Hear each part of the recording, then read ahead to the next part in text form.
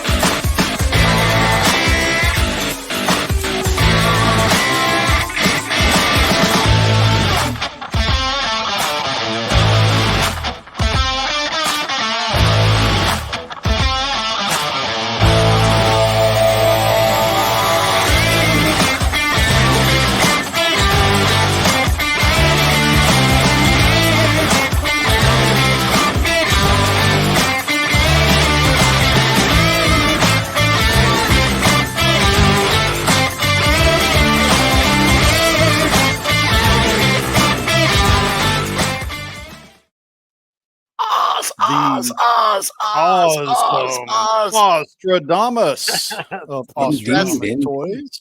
Dude, that was the most rocking intro yet. And, you know, couldn't be for a better guy. The whole crowd should be cheering. We aim right to now. please. That's right. Thank you. We'll do some crowd surfing later. How's it going? It's going good, guys. It's going real good. Gotta say, you know, I am excited to finally be here because we've been talking about it for a couple of months now.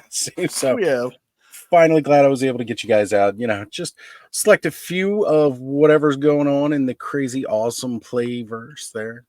We'll call it the awesome playverse. Yeah, I'm digging it. I'm picking up what you're putting down. I'm liking everything on the Ozverse, if you will. Everything going on. You've got with the Toy Network, hanging out with Toy Frenzy guys. What aren't you doing, man? You're everywhere. You got all kinds of stuff going on.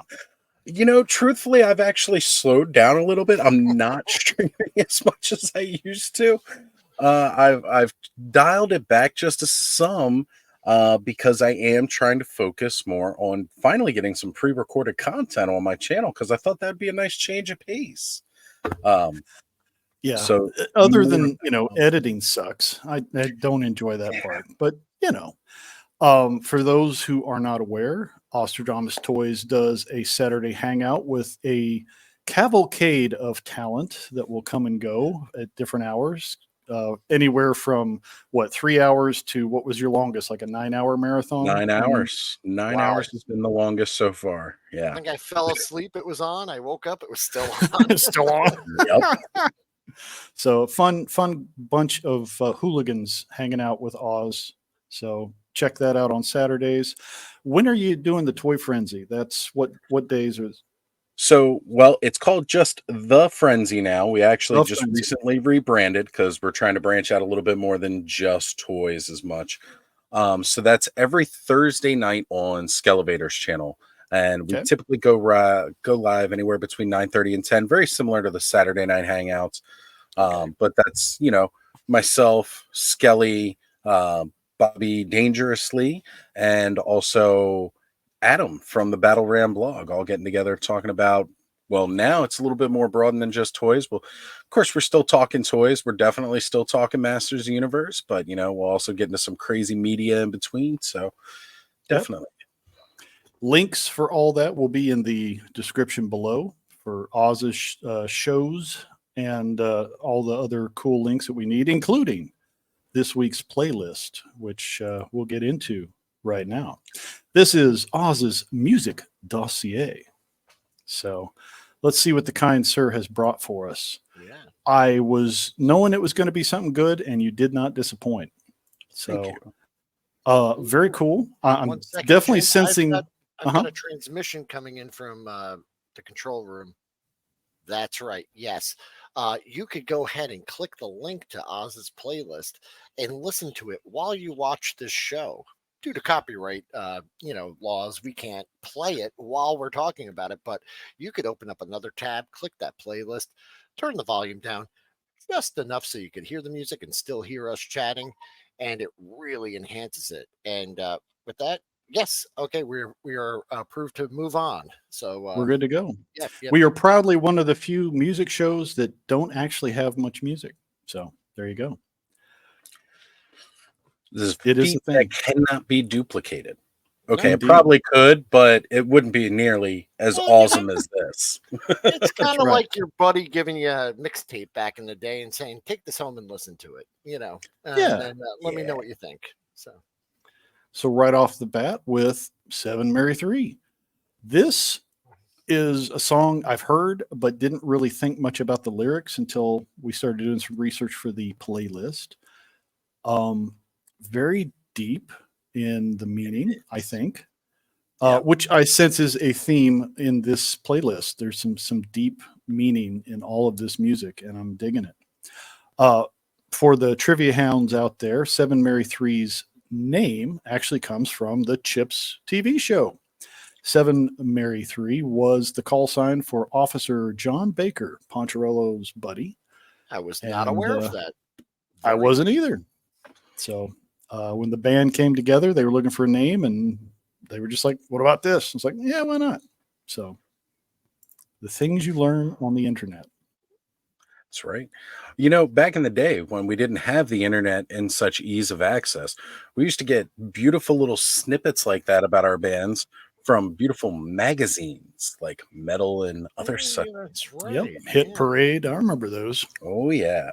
Spent quite a bit of my youth delving into some of these bands through interviews. Yeah, and such. What year did this come out? This is probably around 2000. I'm going to say. I don't. Oh no! This was much earlier than 2000. This would have been, I think, 92, 93. 92? Okay, sure. Yeah. Okay. Yeah, much earlier. I know every single lyric to the song. As soon as it came on, I knew it, and I can't even tell you how. And I was telling Jim, I have this haunting memory of oh man, we had a buddy, or maybe it was a coworker, and this became his theme song. I don't know if Cumbersome rhymed with his name, but every time he walked in, we would all do it. We'd be like, he has become something, and I can't remember it because I'm old and stupid. So anyway, what's the song mean to you, buddy? For me, one of the very first lyrics that catch you, right as the song hits, she calls me Goliath as I wear the David mask, right?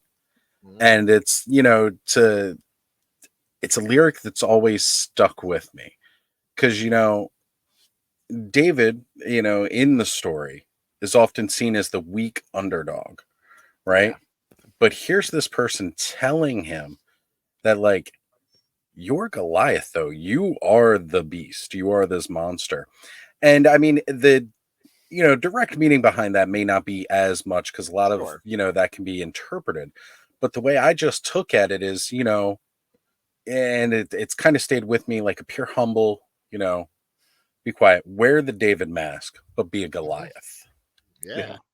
It's kind of like what Jordan Peterson said in some of his interviews where he talks about the idea of if you aren't somebody who is dangerous, then choosing to be passive means nothing. If you're weak, what are you telling me? If you don't have strength and you reserve that strength, that's something that has merit. So I kind of get that vibe with this. Cool. Yeah. I never heard that before. Yep. Yeah. And overall, it's just the way it hits this slow start, with the just gentle strum, and then it's a few beats in, and then it just goes into the hard rock, and then it doesn't stop. As a young boy, that hit me a certain way because there wasn't a whole lot during that grunge era that really did it that way. and it just stood out to me, and it's been one of my favorite songs ever since. Yeah, that's fair. It's like a lot of the bands that were popular in the grunge era were they kind of started to sound the same after a while, at least for me. But Yeah, these guys definitely. definitely stand out. And another standout is Ghost. Very, very different vibe. These guys have become really popular in recent years, but they've been around for a while. Yeah, they have been around for quite a long time. I actually didn't know how long they had been around. I came across the band more recently, within the last 7 years or so. Okay. And they've been around for quite a long time. Yeah. But it's just like, they really, really stood out to me. Especially this song. This was the first song that I had heard from them. And I was like, oh, wow, I really dig this. And then immediately, you know, for you young kids, what we used to do back in the day is we used to go to a place called a record store or a CD store. So it was like hearing these guys a couple years ago, went to a store in downtown Baltimore, Fells Point, to Soundgarden, and started looking up their stuff. Now, yes, it's easy to get it online, Sure. but there's nothing like digging for old music. Yeah. Absolutely. That's one thing we talk about a lot on this show is the idea of the album experience. Yep. When you put on an LP and you're listening to it from one side to the other, following the theme that was put down by either the sound engineer or the artists, they're telling a story. Sure. Those lead-ins from the previous song to the next one, the theme, just everything it was designed that way. And to really experience it, you have to try it, and turn off all the lights, lay down, turn the music up, and just experience the album. Do it for yourself. Also, possibly some black light and some velvet. I don't know. It depends on your mood. That's right. Whatever you're getting into that night, but that's it. That ultimate I've never heard feeling. of this band, and I gotta say, I was pleasantly surprised. I really liked them. Very interested. So once again, the Infinite Playlist comes through, introducing me to something new, and I always appreciate that. So yeah, really like. Yeah, there's something about European bands, whether from Germany, Sweden, a lot of other smaller venues where they get their start. They take what comes from other cultures, including, American rock and roll, and they put their spin on it and make it their own.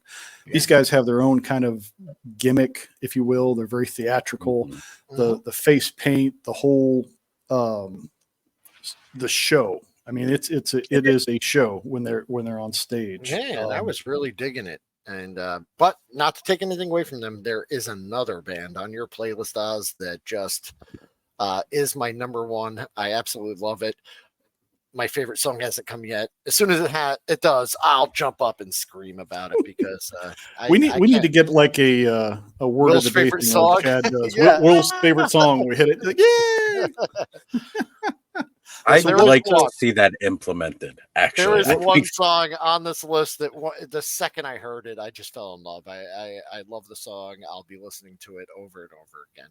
I think, Jim, I was thinking of that is maybe we got to look at when we started this, but maybe we should do a favorite song from each playlist. Ooh. Like me and you. Oh yeah, that might be fun. To go back through the previous playlist and kind of like my collection. Like, what have you, the guest, given me to create my own super playlist or something? I don't know. Like, if you guys think that's a good idea, let us know in the comments. Maybe we'll throw that together. Might be fun because I got another favorite. We're not here to talk about you, Will. We're here to talk about Oz. Put me in the spotlight, Oz. No, wow, I'm actually getting excited hearing about this playlist that's developing the ultimate super playlist. That's it. So what drew you to Ghost? Just that finding them in the record store, or had somebody else kind of turned you on to them before? Or It was one of those random songs that just popped up while I was, because when you use things like Spotify and all like that, occasionally they'll throw something out there Yeah. that you haven't already heard, which I like because, bringing that new music to you.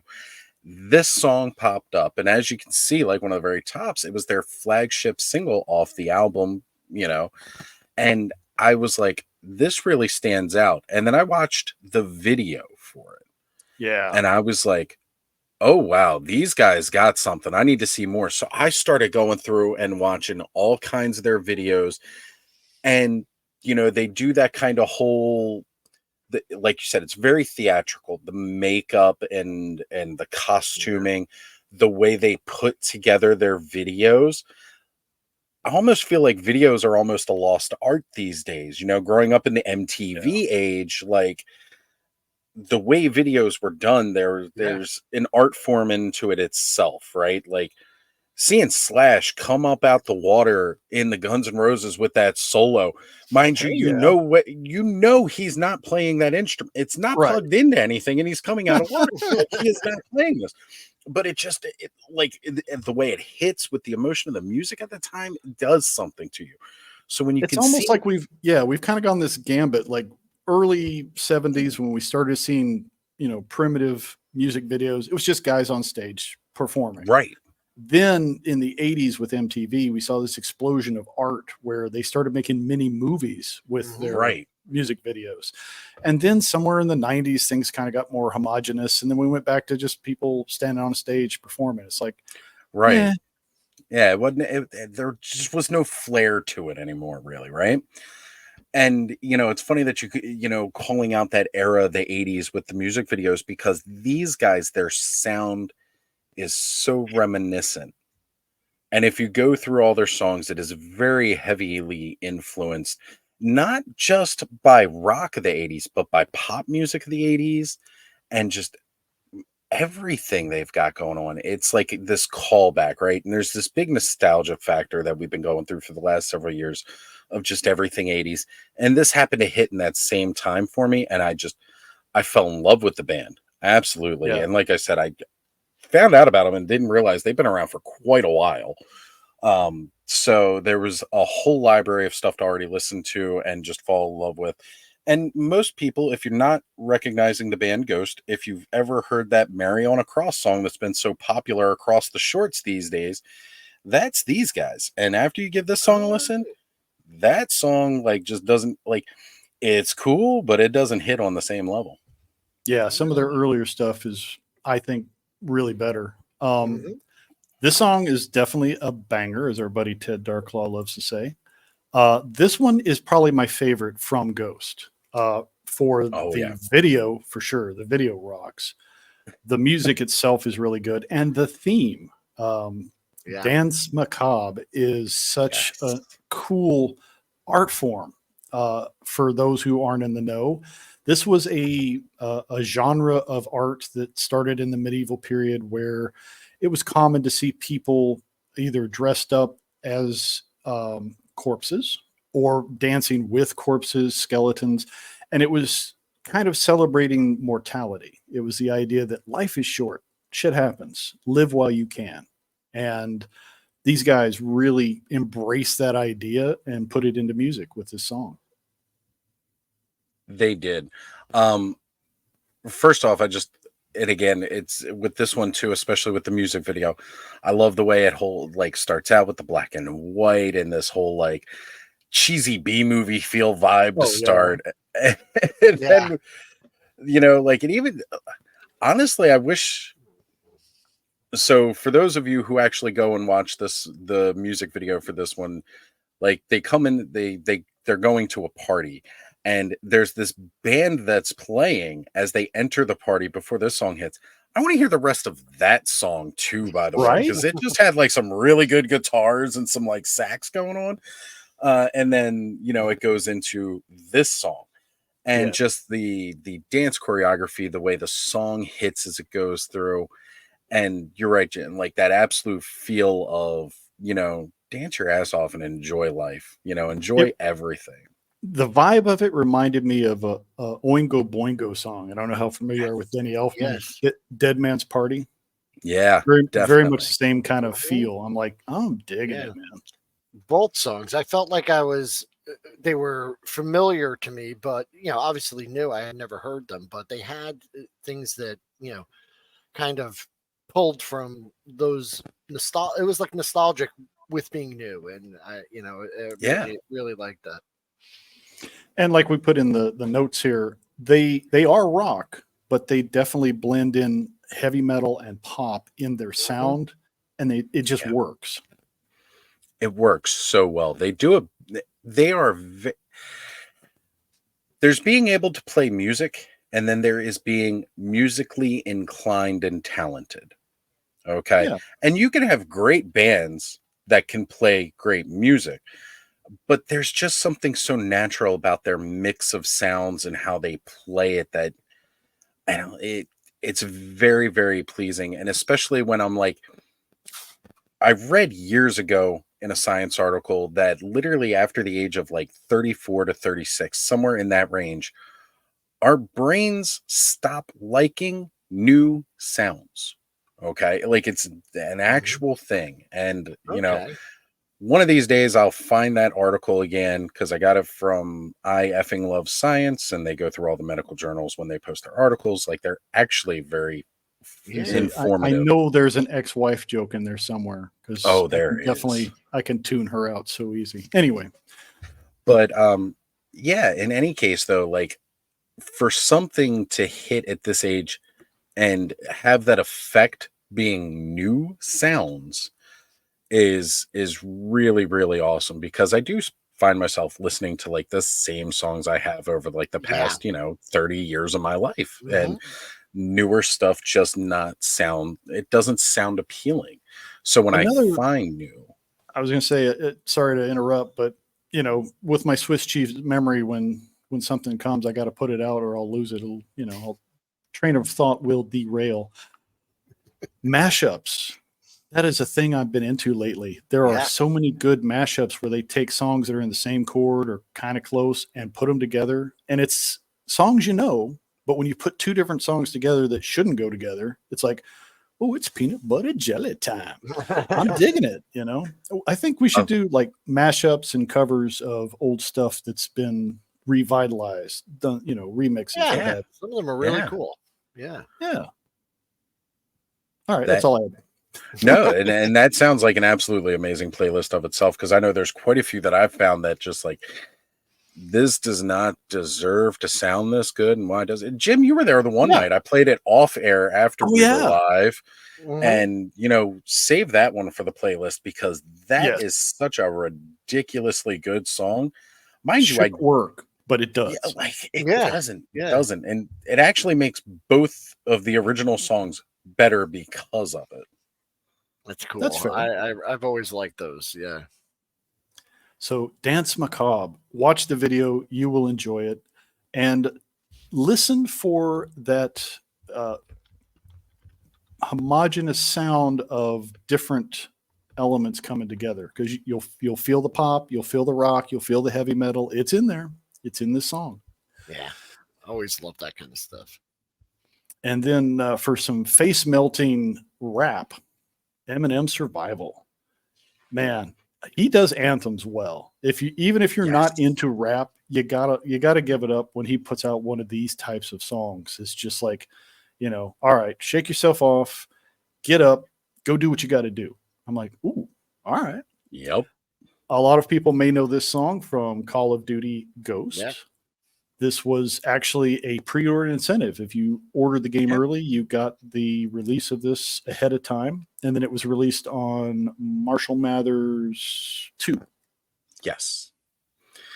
Yep. I was full blown working at GameStop at the time that this was coming out.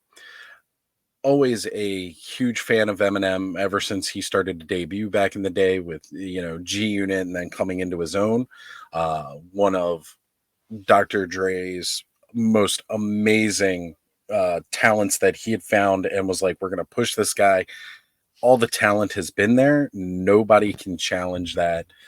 And he is one of the best rappers of all time, Although period. it is funny when they do try to challenge.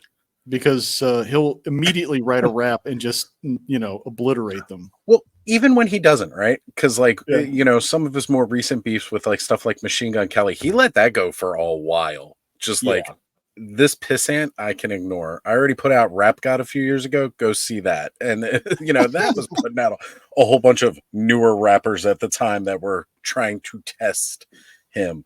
And then like he was just like, all right, you know what? He went and said some shit about my daughter. Now I'm stepping in. Yep. And He's then, like, you mess with the bull, you're going to get the horns. oh yeah, he definitely pulled that one on him and obliterated him to the point where Machine Gun Kelly switched genres immediately. and then he's since gone further into genre. Yeah. Eminem is one of the greatest. Yeah, and sure, again, absolutely. like working around GameStop around the whole time with Call of Duty Yeah. Ghost coming out and being involved a lot with this. I actually went to GameStop does a store managers conference. Oh, hey, just so you know, I used to work at GameStop, went to several of those conferences in Grapevine, Texas, but I don't know if they had them in different places, but Oh yeah, they well, the year that this was coming out, there was a big launch party. We were in Anaheim. nice. And we had a launch party for Call of Duty at Disneyland. Wow. And my store, well, my whole district was invited to this big launch party because the amount of pre-orders that we were getting for the games is like a bonus. Nice. Like, hey, you guys get Yeah. this exclusive invite. And we got to see this perform. Oh, wow. Sweet. Excellent. Yeah. Excellent. So that was Yeah. really cool. And the tacos were pretty good. I'm just Yeah. Hey, they did Was throw it a a great Tuesday? conference. Was it a I will Taco say, Tuesday? yeah. It was not a Taco Tuesday. They fly us in Thursday and it's through the weekend. But I mean, this was Say what it was you a will blast. about GameStop. They did throw a excellent yearly conference for the managers that I will remember. I got to meet Todd McFarlane one year. Yep. to- He got signed to, my first yeah. first appearance of Venom. Who's the actor that Signed played that for me. Jaws in the Bond movies? He came one time and just hung out with us. I think they were doing a can't think of game his name. and it was a tie-in. I forget his name, but real big guy. He palmed my Yeah. head. I have a Polaroid somewhere. Great time. I yeah, have good to things. find the picture. I wasn't able to. There was another year where Lego Marvel was coming out, and Stan Lee being a character in the game. Stan Lee was there. Oh, that was The nice. the line to meet Stan Lee was so long. I was just like, I went over to go see Todd because Todd always, takes his time, talks with people and everything like Absolutely. Such a that. great And it's amazing. A lot I'm of still people a little joke on him. salty. But I'm salty with the Todd father over his choices with the DC multiverse, but it's okay. he's done some great stuff. Yeah. Some of it more on the side of sculpture, but Sure. Definitely his, more sculpture And than yeah, toy, we that's could for talk sure. He GameStop does for great hours, monsters. but Yeah. I don't want to, just jump in there. But yeah, it's cool to meet some fellow GameStop alumni there. Yeah, cool. It definitely is. We're 'Cause we not all know afraid of each other's tangents pain. on this show. We will definitely Yeah. go off. So Well, I was gonna say I did have the luck to, while I was standing in Todd's line, Stan got done for the night and he left. And who did he come over to see? His buddy Todd. So I got a chance to meet Stan and Todd at the same time. Hey, that's great. it worked. Couldn't get my picture taken with Stan because they wouldn't let me because it wasn't that line and all that jazz. But I did get a picture of Stan and Todd together because that was allowed. Yeah, that's awesome. You got to dig that out, man. Yeah, that would be great. Yeah. This is a band that was not on my radar, but they are now. Oh, Dirty man. Heads. I'd heard some of their stuff, didn't know who did the song, but you hear a song, it's like, oh, okay. But going through the playlist, I'm like, oh, okay. I'm digging it. Very, very much a very California sound. These guys are old school reggae and ska, but with hip hop. I'm like, I wouldn't have put that together, but okay. It works. Yep.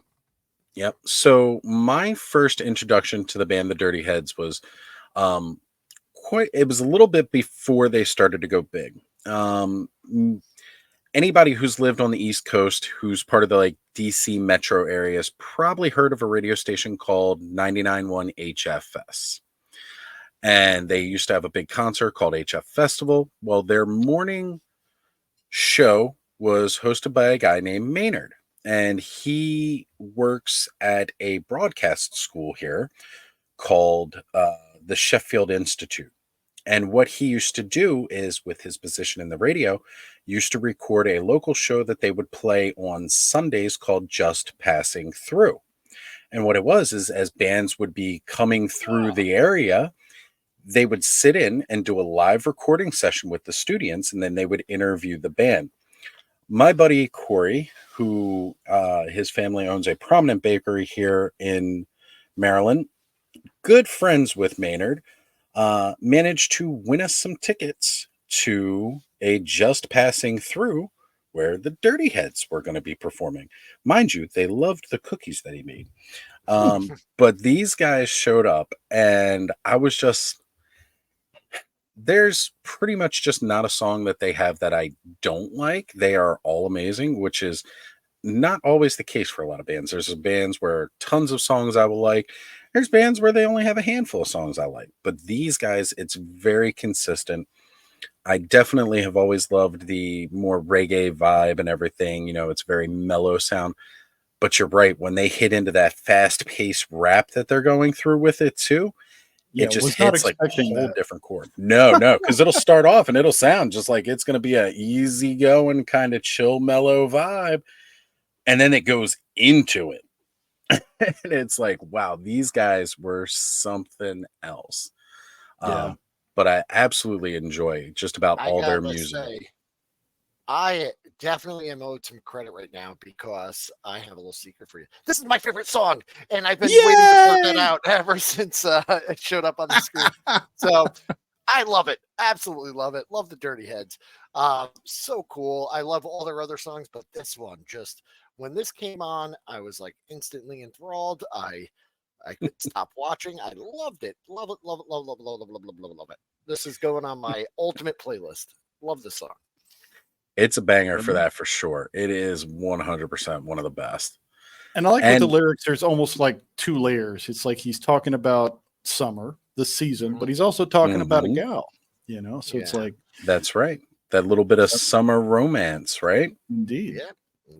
Love this song. So happy to have, been introduced to it from you. So thank you, Oz, because this is you are welcome. New favorite song. Yeah.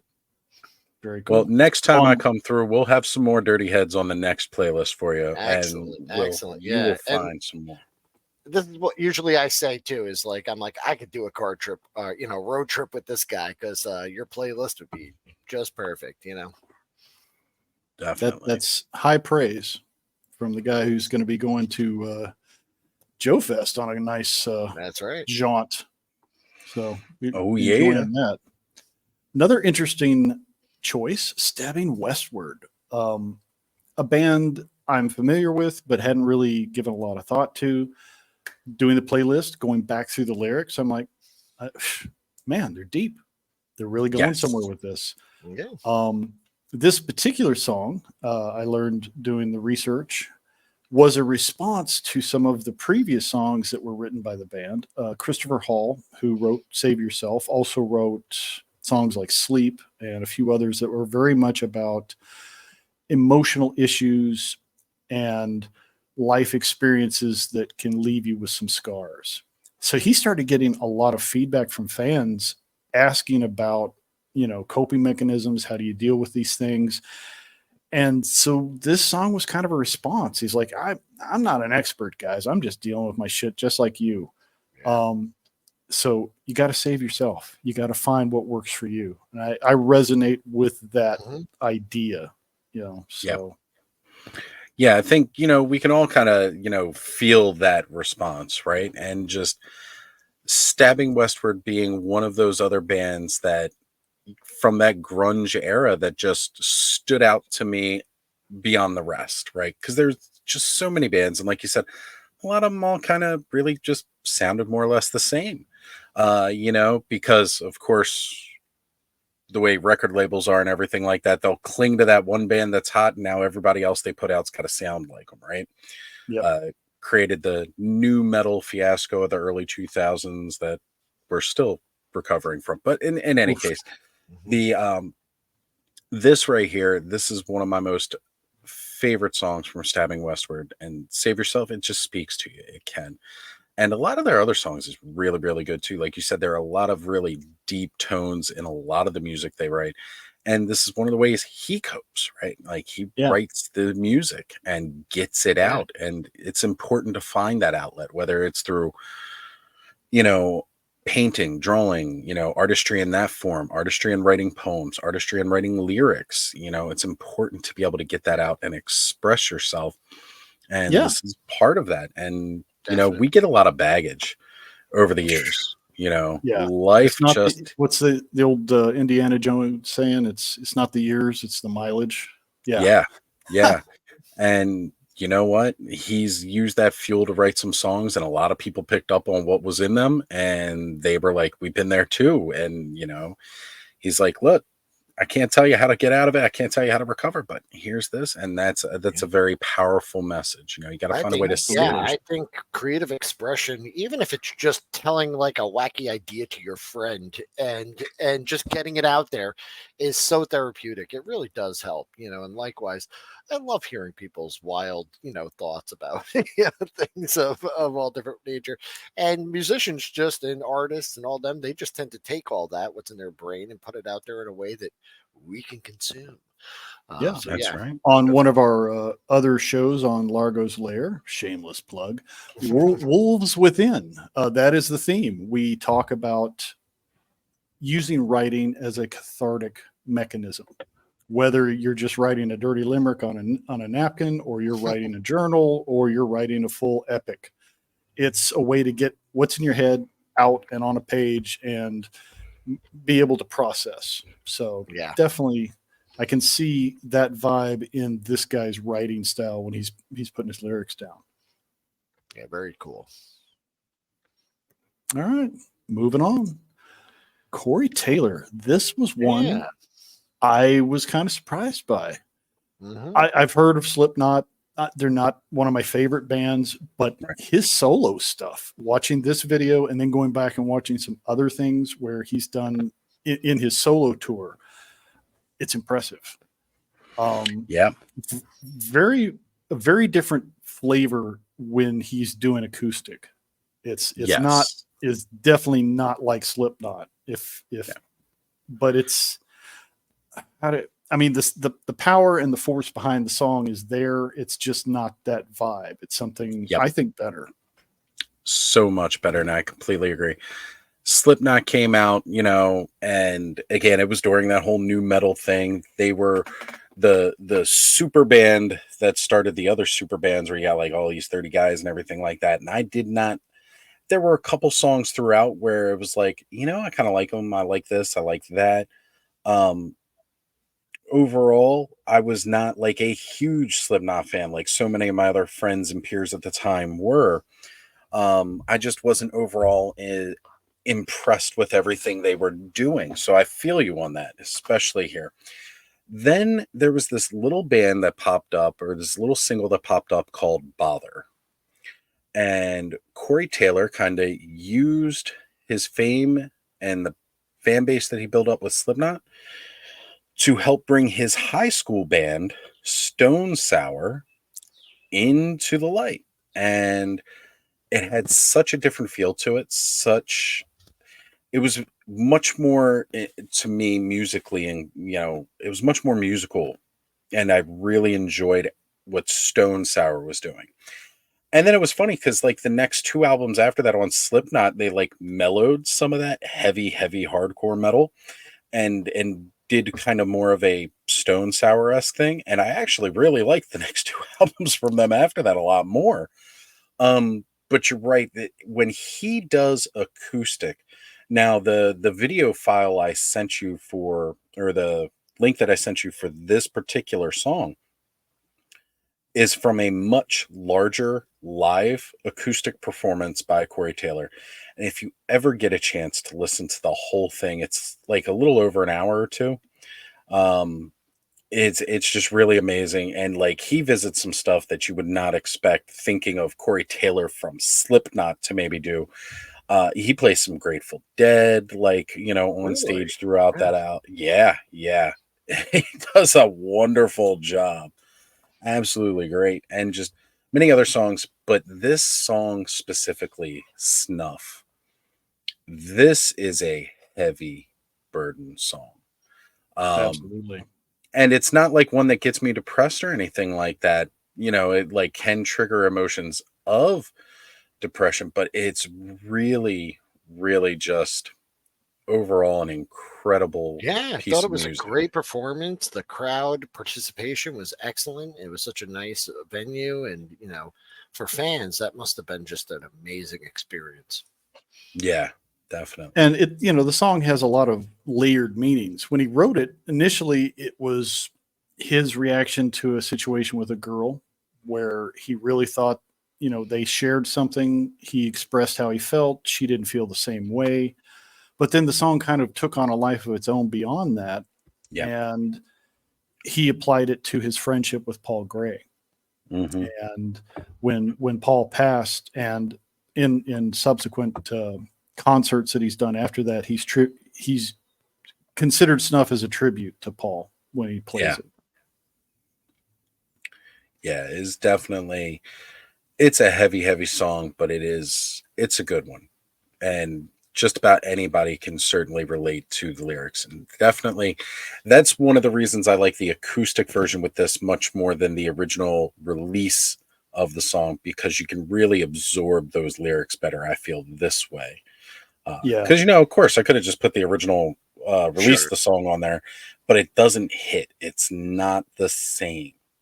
Yeah, with Slipknot, when they're doing their whole thing, it's more of just this wall of sound that comes at you. You're not hearing the lyrics the same way. Definitely the acoustic it does the song justice. And meaningful presentation. Sure. Yeah. And we're back with the Dirty Heads, man. Now, this one is probably the one most people have heard. Yes. I love this song. You hear those first couple of notes. I'm on vacation. You can't miss it, man. It's a good vibe. Yeah. Funny video. I like it. As great as the song was just on its own, when I finally saw the music video, and I'm like, oh, Mr. Belding. He was just like, wait a minute here. This is incredible. And just picturing him as the principal from Saved by the Bell. All right. Yeah. So seeing him like going through the school and dancing, like, there ain't no kids here, I'm on vacation. He's like, but I love my job. So every day is like a vacation. But it's like, no, you really like it during summer when there ain't nobody fucking there. But it looked like he had a lot of fun with the video. And you can't listen to the song and likewise watch that video and not feel good. Exactly. And the moral of the story, if what you're doing doesn't give you joy, do something else. Yeah. Got to find something else. If you love what you do, you never work a day in your life. Yep. It's true. Yep. So that one's a fun one. Definitely check that video out on the playlist. This one. Again, they're just a good band. I could put them on and listen to a whole album of these guys. I did not realize they were on the Surf's Up soundtrack. This song, Stand Tall, was on there. Fun, interesting movie. My stepson watched ad nauseum for it was like the only movie he'd watch for like 2 months. It was like, please pick something else. Watch something else. Yeah. Yes, you know how that goes. But it's not a bad movie, but but like any movie, right? Like, it can get tiring. I'm sure my parents were tired of Star Wars, long before I was. Yep. But another song with a moral of, embracing who you are, stay true to yourself, and everything else will kind of work out. It's like, I could dig that. Yep. Definitely. Again, it's got that full, real great, easy reggae vibe to it. Yeah. And then again, it's got a lot of that quick rapping that's like such a difference from the smooth, slower reggae portions. And it just takes you on a ride, man. It takes you on a ride. I'll say it again. You just feel good. There's no bad thoughts when you're listening to Dirty Heads, man. It's just all good. It's all good news. It's great. Love it. They're a fun bunch. Back to Eminem, another anthem. Yes. It's more personal, I think, for Eminem, because it was talking about his time of dealing with recovery. I mean, literally, the album name was Recovery. Yep. And he made himself more, I want to say, vulnerable with this song. He's putting stuff out there that maybe he didn't talk about in some of his previous work, or maybe not as blatantly. Yeah, it's one of those things where, and again, if you watch his show 8 Mile, which is essentially his story of coming up through the rap battle and everything like that, it almost like this was him putting that into the world. Like, I'm gonna give everybody almost every ammunition. I'm gonna show you all of my weaknesses. I'm gonna put it all out to bear here, but I'm not afraid to, because I know no matter what you do with it, I'm gonna come back harder. And recovery itself is a very, very scary thing. I've been sober 14 years now. Awesome. And it's a huge battle to go through every day. And one of the scariest things, especially after you've gone so long, is slipping back, right? Sure. Falling off the wagon, because you've come so far. You get scared to fall back into any kind of old habits that could trigger you to go back down that path, right? Or, like for me, a lot of avoidance on my part, so that I don't put myself in situations where I'm going to, where I could possibly fall back. It's a very, very scary thing. So to come out and say that you are not afraid of facing your demons, like, because that's what he's doing, it's a huge, huge thing. And, you can find strength in that too, right? Like, if somebody who's had to deal with addiction like he has come so far, he's had worse demons than me in some ways, because we all have demons in different ways that are, similar but not the same as everybody else's. So it's like, you know what? Yeah, there's strength in finding others like that. And this song helps that. And there's got to be that added complexity of being in the spotlight, seeing fame at a young age, being surrounded by a lifestyle that can really be self-destructive if you let it, so I have a lot of respect for guys that can get away from that party mentality and say, you know what, I got to do what's right for me. I can't believe it's been so long. 2010. It feels like it was just yesterday. And I gotta say that when this came out, it was playing nonstop in my house. My wife loved it. She used to play it all the time. So I've heard this song so many times. It's a good one though. I don't mind it at all. Love it. Yeah. Love Eminem. He's awesome. Again, it's a great anthem, great video, and a great way to finish out the playlist. Thank you, Oz. This was cool, man. Yeah. I enjoyed this one. Like a lot of feel good stuff, a lot of stuff that made you go into some deeper thoughts, which sometimes we tend to skim the surface, and when you have to stop and contemplate things, it gets a little heavy sometimes, but you need that. So you do. It's hard to see, hard to find the joy in things when you also can't see the other side. Like, you gotta, it makes when you find joy that much better when you've been through worse, right? And music can take you on that journey without necessarily having to take you there. Music has a way to taking you back to a darker time in your life without having to go through that experience again necessarily, and you're already past it. So it can help you embrace and cherish where you are now more.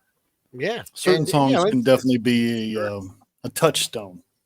Yeah. Definitely. Because, there's songs that the second I hear them, it's not even so much about the music I'm hearing. It triggers a memory of a time, a place.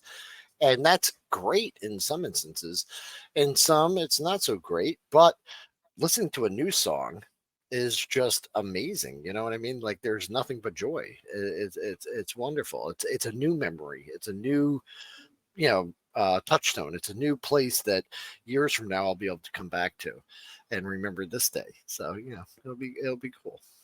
I can't play Everybody Kung Fu Fighting without thinking of the traumatic event of watching Will just, go crazy and karate chop his entire backdrop. It scarred me, man. I couldn't help it.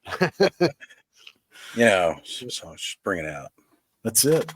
This was fun. What else you got coming up, Oz? Anything fun, uber cool? Well, by the time this airs, if you guys haven't watched Saturday Night Clubhouse on Ozstradamus Toyz, you're going to miss a huge banger this weekend if you're not going to already be there. So go catch the replay of the SAS Vault Invasion.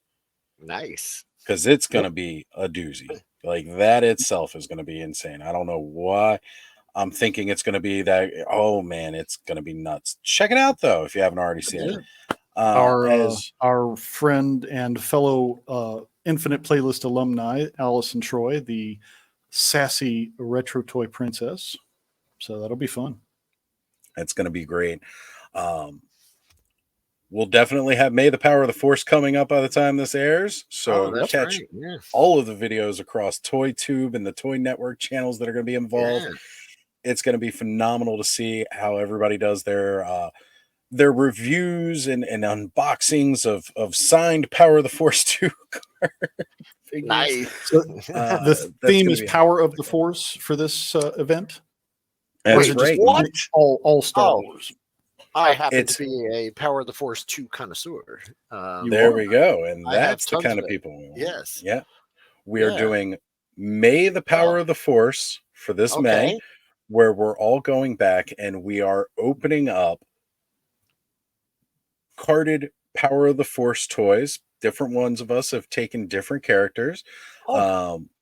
Will, if you are not in on this, reach out to A Punk with Toys. He is kind of organizing everything. Yeah. It doesn't matter what character it is. If somebody's already doing it, it doesn't matter. But you guys have got to check out these videos coming up. They're going to be great. Yes. They're going to be hilarious. Some of them might be serious. It's going to be phenomenal. So check that out. That'll be out in a few weeks by the time this airs. And then, of course, every Saturday night, join us at Ozstradamus Toyz for the Clubhouse. You'll even find these fine gentlemen. I can never know where to point on these. There we go. I kind of got it. There it is. They have come on a couple times with us and hung out. Everybody's always welcome to come and join, hang out at the Clubhouse and have a good time on a Saturday night where we go through our whole week being adults. So on Saturday nights, it's time to kidult and hang out with your friends and play with some toys. That is as we said earlier in the episode, catch me Thursday nights on The Frenzy at Skelevator's channel. Excellent. Excellent. That is awesome. So, check out all the links that are in this video. I'm really excited about this May the Force stuff. Oh, he's got the wheels turning now. He's thinking about what Power of the Force you got in the workshop. And speaking of Star Wars, on the 1/8 team, our Sunday show, we're going to be, and it's probably been released by the time you see this, but we're going to be doing a custom contest featuring this little vehicle from the Young Jedi series, which some wonderful people in the community, the World Makers Consortium. Yeah, a lot of those guys, you could fit a 4-inch figure right in there. So you could buy this. It's on clearance right now at Walmart's. Also on Amazon, under $20. And since it's so cheap and it does 1/18, and we're going to host a custom contest. So by now the rules have been established, I guess. And when the Sunday show airs and we're through with that, but double check on that video and because I haven't decided yet. We're filming this early, but we're going to be doing somewhere that. Somehow is going to happen. It's going to be a custom contest. You could do anything you want with it. It's really anything goes. Just take one of these, make it your own, and show it off. And we're going to have a great time doing it. So I might have to join in on that myself too, especially for that vehicle, because I'm getting into more of the Power of the Force. It's taking me back, man. I'm hitting that nostalgia trip, and I'm falling down that rabbit hole. Mm-hmm. You're gonna have to make yourself a cool space station shelf. Yeah, maybe when you can pick customize them. Under 20 right now. I think Amazon and Walmart, I've seen it on the shelf. Everywhere's got it. All the discount stores have this Young Jedi stuff available. So buy one, slap some stuff on it, make it your own, and show it off. It's going to be great. There you go. Well, gentlemen, that is our show for this evening. I want to thank our guest, Oz. I want to thank my co-host, Will. And I want to thank you, the viewing audience, for hanging out for an hour and just listen to us gab, because we would do it whether you were here or not. But it's more fun when you guys show up. So It absolutely have is. a great whatever, and we'll see you in the near future. I'm going to sign us out. Gentlemen, thanks so much.